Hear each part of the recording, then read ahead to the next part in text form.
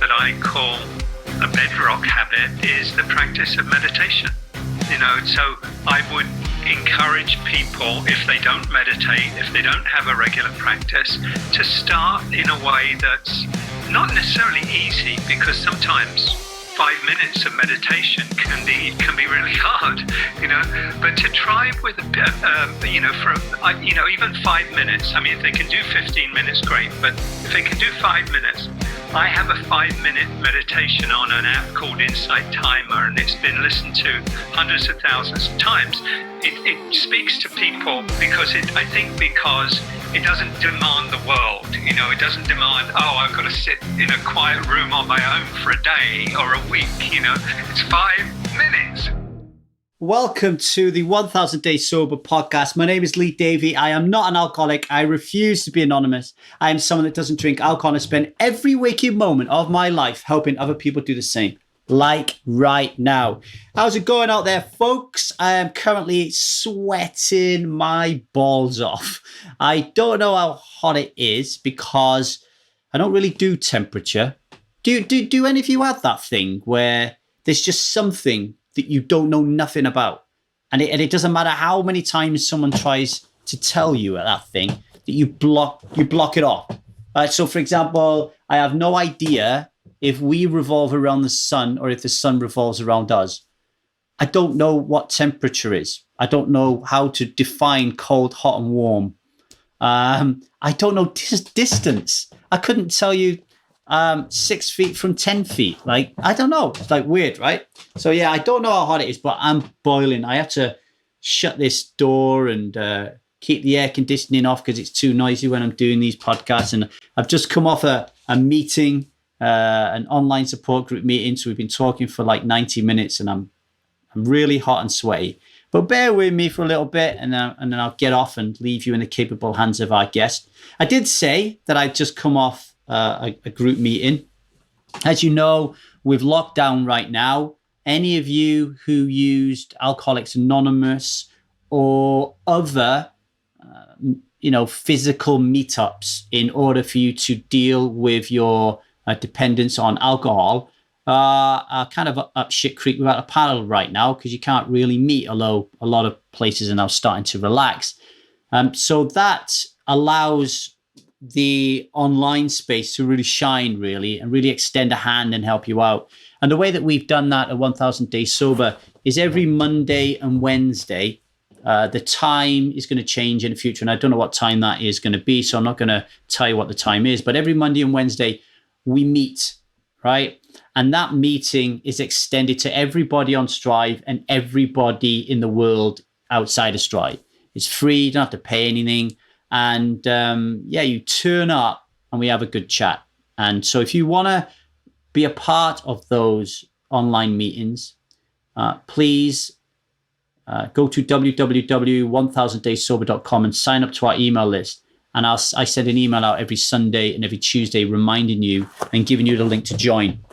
And we've just been on there for 90 minutes. It was 6 of us. We had a really good time. We had a really good time. And that might sound strange because we had a very melancholic time. We were sad and we were vulnerable and we were courageous and we were brave and we were humorous and we were funny and we held space for each other and we saw each other and we heard each other and we gave help and advice to each other and we had empathy with each other. And that's what we do. We kind of go around the group and we ask people how they're doing and we listen to them. And it's really, really, these things are really essential. They're really essential because we have to get comfortable with being uncomfortable, folks. If we want to go 1000 days sober, if we want to eradicate this poison from our lives, we have to get comfortable with being uncomfortable because it's the uncomfortableness of life, that aspect of it that we can't handle, is the reason why we numb, is the reason why we run to this thing, okay? We need to stop doing that.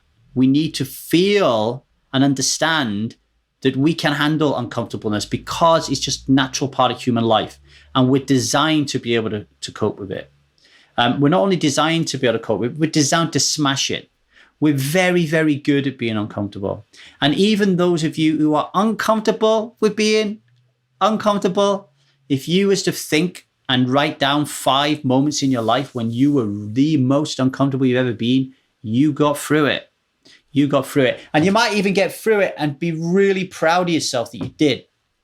It is massively, massively important. It is difficult to get there, but if you're turning up regularly at an online support group like we have at 1000 Days Sober, or a live support group, or you're a member of some forum like Strive and you're writing and sharing on a regular basis, it becomes easier and eventually it becomes natural.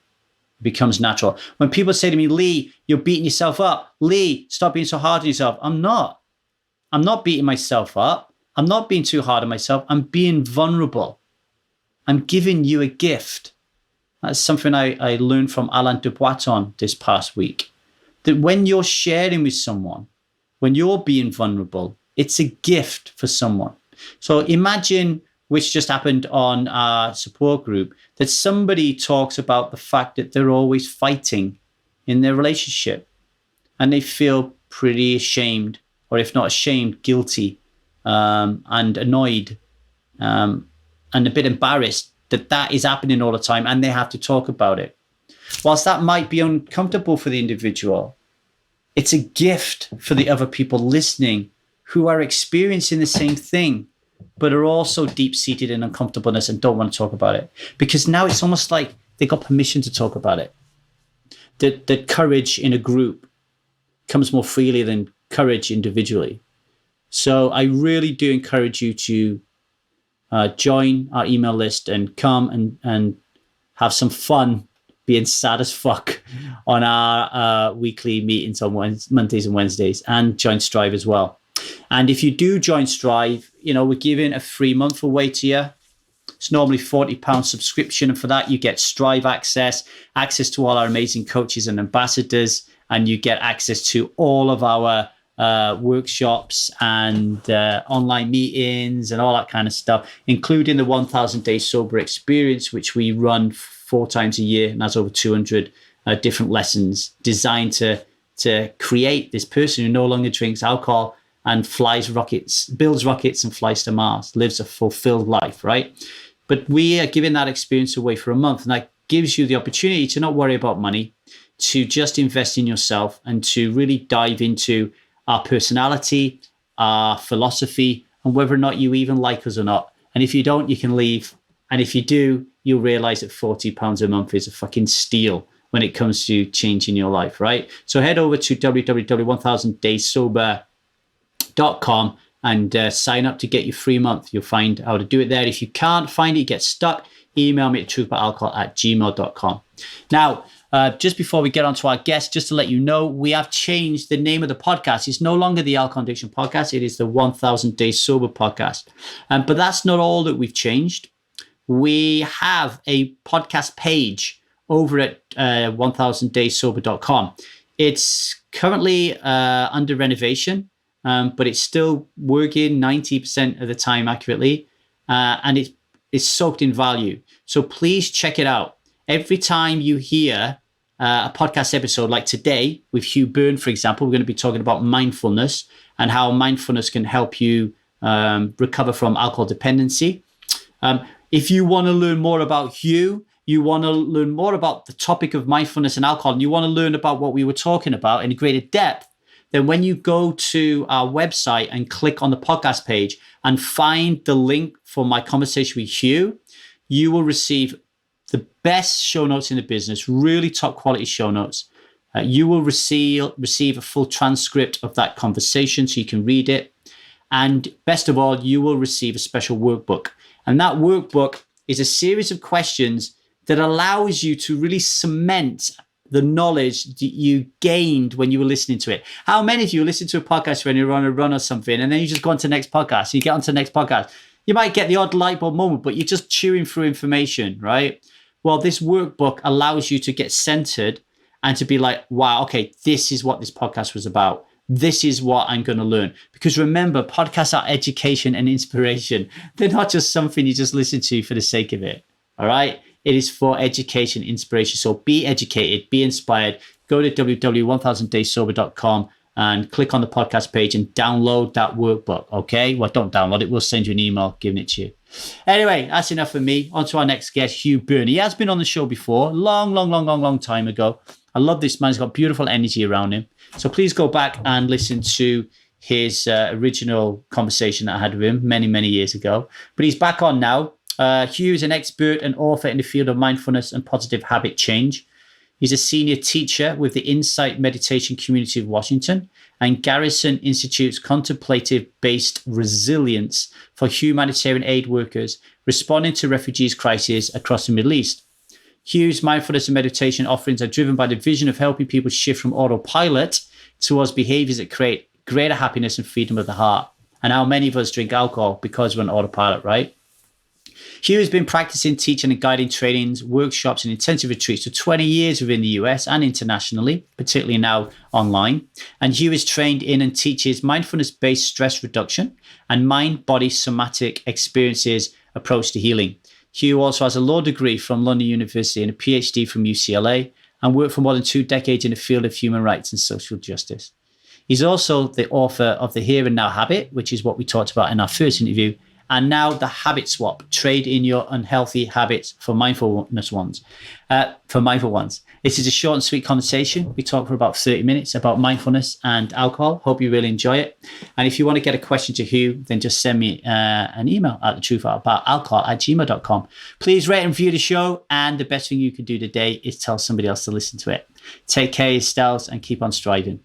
I like your plants. That's always a nice look behind. You like my plant? They're actually, let me tell you a secret. We are on air, Mr. Byrne, but these plants here, they're my mother-in-law's. Ah. I don't own a home, but I tell you what, when I do, I will I'll have so much green in there because the coronavirus lockdown for me is just like normal life. Yeah, gotcha. The only place I ever go to is Starbucks, and I think the reason I go to Starbucks every day is there's this subconscious feeling that I'm connected somewhat with the people around me, even though I'm not talking to them, and it makes me feel less lonely and disconnected with the world. But other than that, yeah, I'm just at home doing this kind of thing all the time. I like it as well. I grew up in a big family, and I find it very easy to work around a lot of people. I focus and the background noise is kind of the background sound. And I actually like that. So I do a lot what you do. I go out to a coffee shop and, do my work. I've written, a big chunk of 2 books in coffee shops. Yeah. And, it always makes me, I'm one of these people who struggles with this, actually, Hugh. I'm obviously the only head that I'm in is my own. Yeah. And I can't help thinking that what I'm thinking, everybody else is thinking. It's a real bad habit. But one of the things I remember is when I was a drinker and I did the Myers-Briggs personality assessment test, I was an extrovert. And I'll always remember doing that test, everybody in the room was eager to be an extrovert. It was almost like the ENTJs and the ESJPs or whatever we call ourselves. There was a pride of honor with it. And I remember before we took the test, they had a big sign on one side of the wall that said extrovert and another one on the other side that said introvert. And they said, go and stand where you think you are along that spectrum. And if I remember, everybody stood at the extrovert side, including me, and only one person stood in the middle. And he turned around and said, and she said, why are you in the middle? Why haven't you gone to one of the ends? And he said, well, I'm neither an extrovert or an introvert. Sometimes I'm extroverted, sometimes I'm introverted. When I stopped drinking alcohol, I then said to myself, oh, I'm an introvert.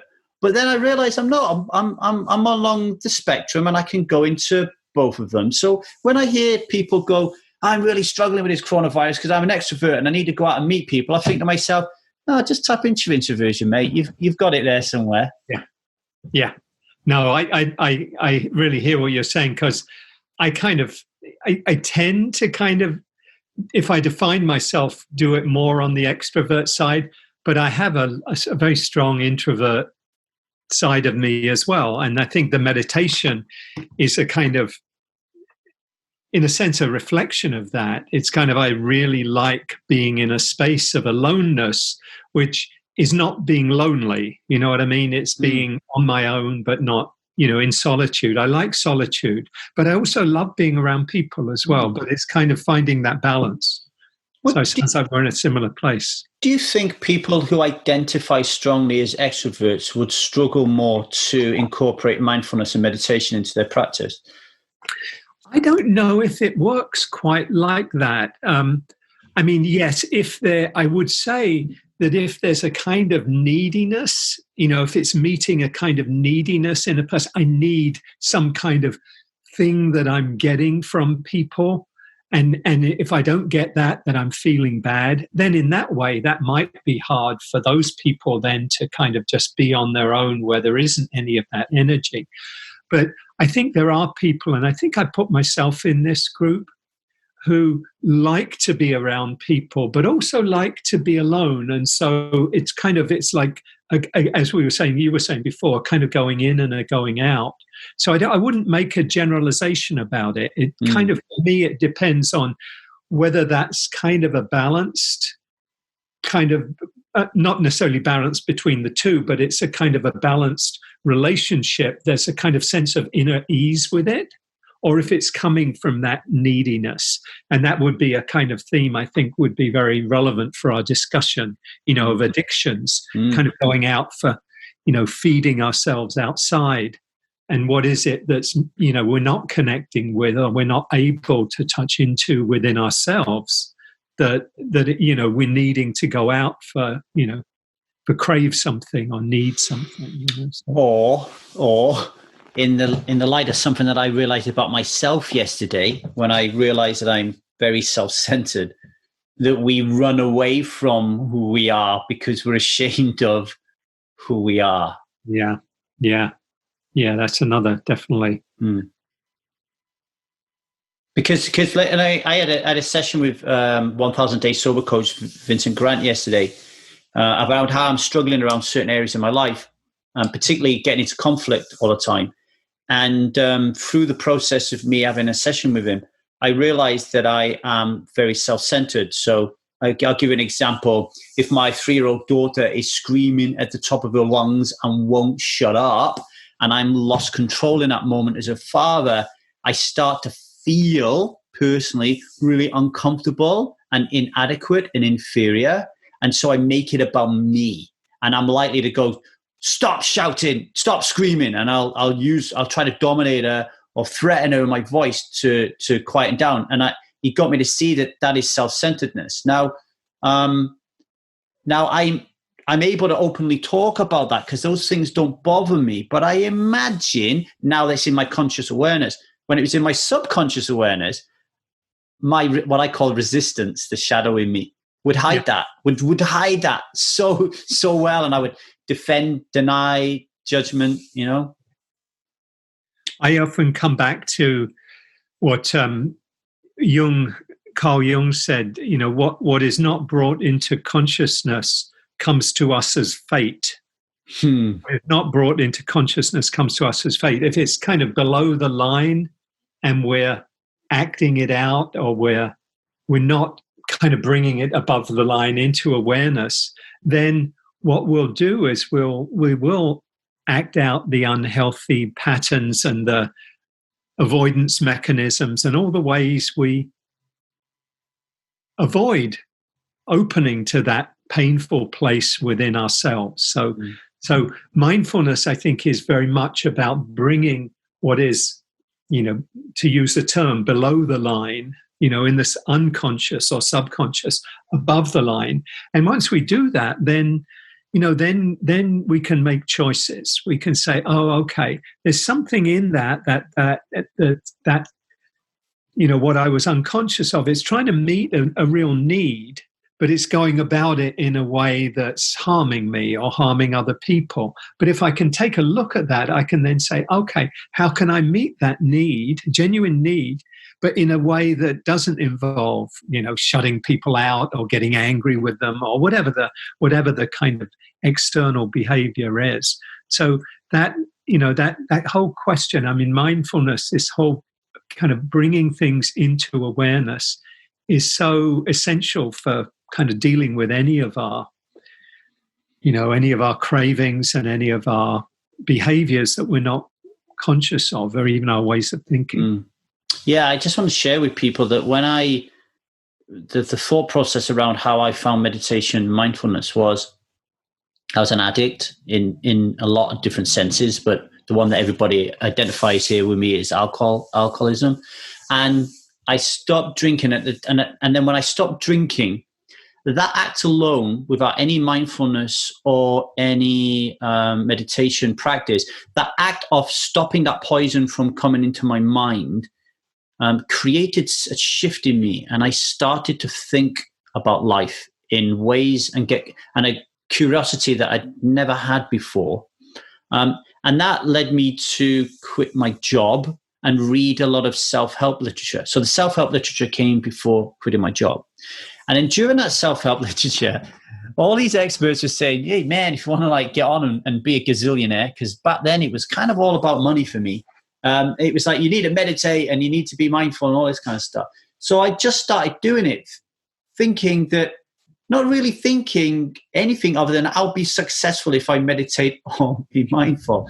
And what happened to me over time, I did transcendental meditation twice a day for the longest time. And what happened to me was, one day my wife turned around and said to me, do you know you're not half as angry these days as you used to be? And it was in that moment that I realized, oh, this is my meditation practice, which is different to mindfulness, right? But no, this is my meditation practice. And that's what happened to me, so I always look at it in terms of alcohol addiction, thinking, again, because I think to myself that if this is what happened to me, it can happen to other people. Meditation is a way of allowing you to, just calm the fuck down, I guess. But my concern is, and I'll ask you this question, with addictive thinking so centralized and focused on instant gratification, and meditation not really designed to give you instant gratification, it's designed to give you long-term benefits. Is that a problem for addicts? Really good question. I think, I think at first, it may be challenging because, if you're looking for the short term, you're looking for the quick fix. Yeah. And particularly, I think, with mindfulness meditation, which is not about developing any particular states, but more about being present with what you're feeling, really allowing yourself to feel what you're feeling. There has to be a willingness to feel what you're feeling, to actually experience something.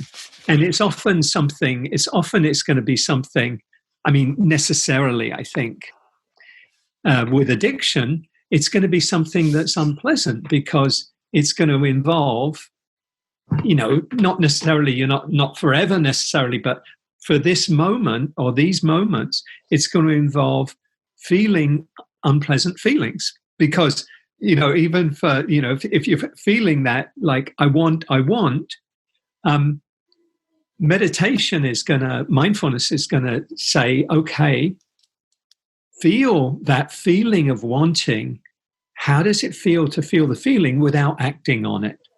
You don't have to say, I'm not going to do it the rest of my life. That's another thought. But just this moment, can you feel that feeling without acting on it? So that's not necessarily going to be an easy process. But as in 12-step programs, one step at a time. And this is, mindfulness meditation is one moment at a time. Can I be with this feeling? Can I allow myself to feel it? And it, you don't have to, the feeling, might become really intense. And the invitation is ultimately to be able to feel all of the feelings that come up. But it's not necessarily all going to be done just with mindfulness. That would be, that for most people, that would be a big ask.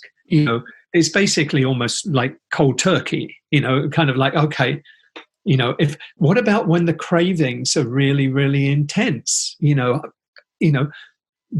tends not to be enough training of the mind, enough resilience in the mind to be able to kind of ride that wave. It's like the mind is saying no. And it's saying F you to meditation, to being with the feelings. It's like, no, why should I do that? So it's like the mind in struggle with the mind. So in order to be able to get to the place where whatever feelings come up, you can kind of hold them, you can make space for them. You have to be willing to be with this feeling and train the mind really to do that. And that doesn't mean you don't do a lot of other things that are helpful as well. Eat a healthy diet, go out and walk, be with friends and loved ones. All of the things that give you what will kind of feed your soul, if you like, feed your spirit. All of those things. So I want to be clear. I'm not saying, offering, if I were to offer this to, addicts and alcoholics, people in recovery, I wouldn't offer it as just meditation. It has to be a much broader thing as well. But the mindfulness piece, I think, has to be in there as a key component because ultimately, I think you would agree, we have to be willing to feel our feelings. We can't, if we're not doing that, then we're still in some kind of avoidance mechanism. If we're not, but it's the question for me is, how do we get to that place in a way that's not torture, but is step by step, and that is ultimately the word we'd often use is skillful. It's skillful. It's not, it's not, forcing your way through. It's not cold turkey necessarily. It's the willingness to be with things. Yeah, I mean, this is why 1,000 days sober exists, and it's not 1 day sober. It's like we recognize that there are a lot of support mechanisms, guides, tools, techniques, philosophy changes. It's incredibly complex. But whilst at the same time it's incredibly complex, let's just simplify things a little bit as well. I've been fortunate enough to be in the presence of 2 women giving birth to children. Okay. And in those moments that, both of them actually were 48 hours, in those moments, and one of them was a home birth, so it was just me and my wife, you see the magnificence in a human being of being able to take on the complete unknown and kind of go through the gamut of a wide variety of emotions, both what society deems negative and positive. And I don't like to pin them as negative and positive emotions, but that's how society deems them. And you see them go through these things from being overwhelmed to being terrified to panicking to feeling joy and feeling love. And you see that and you think, whoa, that woman is capable of anything. I'm so proud and in love and connected to the marvelous nature of this person I'm going to spend the rest of my life with. And then a little down the line, this same person develops addiction to alcohol. And now all of a sudden, they can't go through the 5-minute feeling of anxiety if they can't drink alcohol. Yeah. That tells me that it's not a capability issue. It boils down to the desire to drink and get the perceived value is much greater than the desire to not to not be a drinker. Do you know what I mean? We need to face up facts and say, and this is one of the biggest milestone moments in 1,000 Days Sober is, holy shit, I really, really, really love drinking alcohol. Let's forget all these things I think it does for me a minute. I love it, and I need to come to terms with that before I can conquer it. I love it. And then for what's the next step after that? After the kind of acknowledgement that I love alcohol. The next step that we do is something called becoming the voice of resistance. So it's just being aware that if I try to tell you to stop drinking alcohol and you don't want to, then you're not really going to listen to me, and you're going to think of every excuse in the book to justify your reasons for drinking.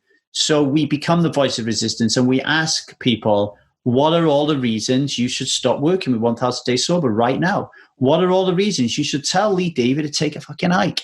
What are all the reasons that you should continue to drink? And these lists are massive. They're massive, you should see them, right? And then we just turn around and say, so what the fuck are you doing here for, giving me money? Go and drink, because it's actually making your life amazing, isn't it? And at that moment, the ones who go on get it. Holy shit. If I keep doing that, I'm going to lose my wife. My kids are going to be like me. I'm going to die. I'm never going to matter to anything. And now all of a sudden, that pendulum of pain, pleasure, it switches. But we hope that we can skillfully get people there and that they have it within themselves to want to do that, but it's very difficult. Yeah, no, that sounds like a very wise approach to doing it. And I like that a lot. Because otherwise there's so many ways in which we deceive ourselves. I really want to stop. But then if we're not surfacing those real underlying things that are there in our conscious mind or in our unconscious mind, then we're not being real. We can't really be real unless we really kind of look at things in the way that the way you're doing. I think is a very helpful way of doing that. And this is why mindfulness is really important, and why I got you on for this quick interview, because I don't want people to focus on the alcohol, because it's not about the alcohol. Right. The reason that we value alcohol so much is because my mum died and I don't know how to get over it. Every time I look in the mirror, I see a pig, because my dad used to call me a pig. I just got fired from work. I'm fat. I'm thin. I just got this thing in my head telling me that I'm fucking useless, right? So I'm always arguing with my husband all the time. Like, I think he's having an affair. These are the things that are driving us to drink. And they're the things that we need to work on, not the drink. Because if we fix the drink, folks, you're still going to have all these thoughts and feelings, and you're still going to be really miserable. So let's work on your life. And then hopefully while we're working on it, you stop drinking. So this is where mindfulness comes in, right? So if somebody is just at 1000 Days Sober and they think that they're screwed up and they are addicted to alcohol, what could they do, Hugh, to develop greater habits of mindfulness? What would your advice be? Well, I mean, one habit of mindfulness that I call a bedrock habit is the practice of meditation. So I would encourage people, if they don't meditate, if they don't have a regular practice, to start in a way that's not necessarily easy, because sometimes 5 minutes of meditation can be really hard, but to try with even 5 minutes. I mean, if they can do 15 minutes, great. But if they can do 5 minutes, I have a 5-minute meditation on an app called Insight Timer, and it's been listened to hundreds of thousands of times. It speaks to people because it doesn't demand the world. It doesn't demand, I've got to sit in a quiet room on my own for a day or a week. It's 5 minutes, 5 minutes. And most of us, unless we're really in dreadful, dreadful pain, can make it to 5 minutes. And in that 5 minutes, you can begin, even if you're brand new to this, you haven't done it before, you can begin to see things in yourself. You can begin to see your mind, how often it goes off into fantasy, into needing, wanting, craving, into worrying, into ruminating, all of these things. And hopefully with a decent instructor, a teacher who will let you know that that's not a problem. As you know, it's not a problem. It's the mind, it's our minds. It's not just my mind, it's your mind as well, Lee. It's all of our minds. This is what we tend to do.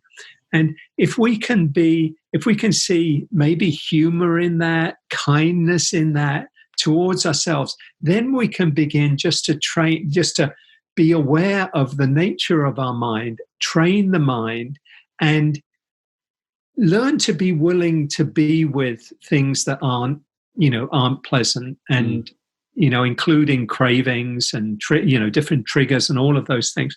So and then once you've listened regularly, practice regularly for 5 minutes a day, up it to 10 minutes, up it to 15 minutes, maybe half an hour a day, 20 minutes a day, whatever works. But don't make it into a thing with a big agenda.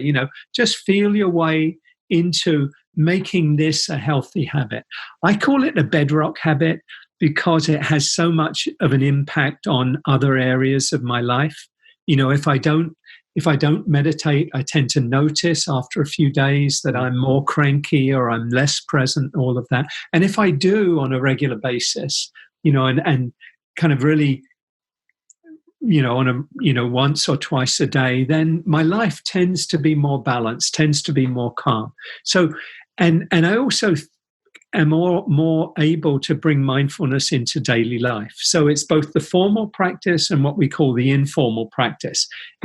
Just noticing when I'm out on a walk, where is my mind right now? Is it, am I aware of being here? Or am I up in my head, or thinking about, worrying about the future, or thinking about the past?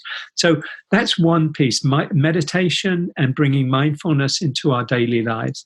I think other things we can do are just kind of looking at our life in a kind of a holistic way, looking at the different areas of our lives, looking at what we're eating, looking at our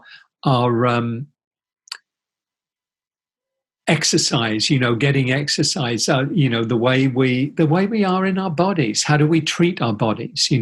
How do I, is it as though we've got this mind up here and a body that we kind of carry around with us?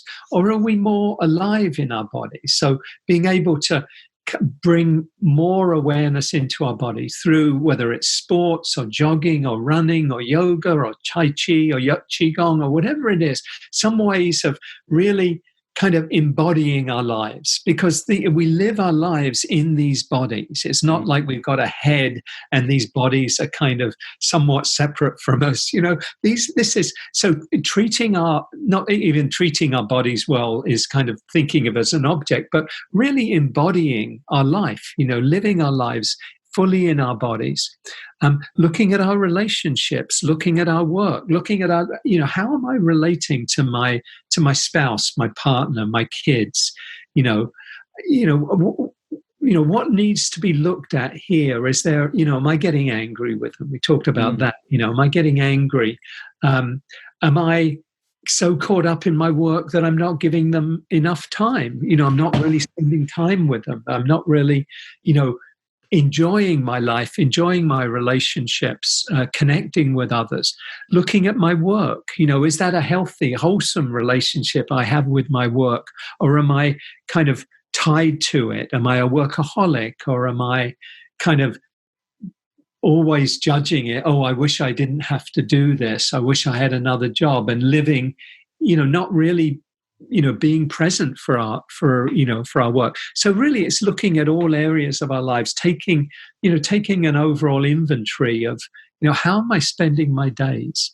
And what I do with my work on habits is to invite people to look at, a good place to start is where is the shoe pinching? Where am I feeling things are out of kilter, out of alignment? And that's often a good place to start. If it's too big a place to start, then maybe start with something easier. But looking at, what's calling for attention? What's calling for attention can be a very good place to start. Saying, okay, something feels out of joint, out of kilter here.